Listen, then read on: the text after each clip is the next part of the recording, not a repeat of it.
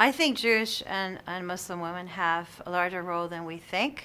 Um, if you look at war, if you look at genocide, if you look at the Holocaust, and just now we're getting stories of women in the Holocaust that were persecuted, what happened to them, their abuse. Actually, one of my students did a wonderful piece on that piece of research, which is very depressing, but it's needed, is that even the Muslim women, they are the ones persecuted in war. They're the ones persecuted in genocide. I mean, Bosnia, there was 500,000 women were burnt and burnt before and after they were raped.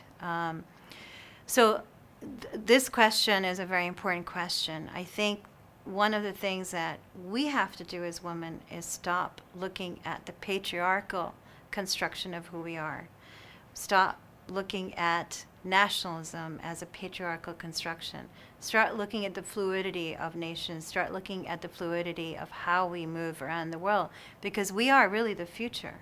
All Muslim countries, and this is something that the Jewish audience should know, my own country, Pakistan, would not be standing today without the power of women on the ground that are working with NGOs, human rights lawyers, giving up their lives. Malala Yousafzai is an example, but there are so many women helping her, and there are schools going up, but you don't hear about it.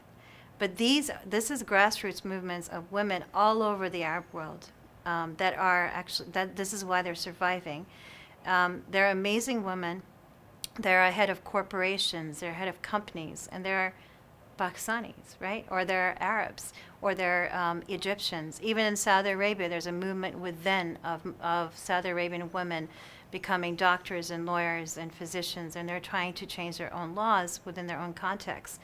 So there's a lot going on in terms of women, and I obviously know a lot of Jewish women, and I think that is a strength in itself, that how can we speak, how can we be women rather than just Jewish and Muslim? What is that power about? And I think that is where we have to go, because we live under the shadow of patriarchy still. This is a big question for even American feminism and European feminism. But we need to have our own exegesis, which means our own interpretation of our texts.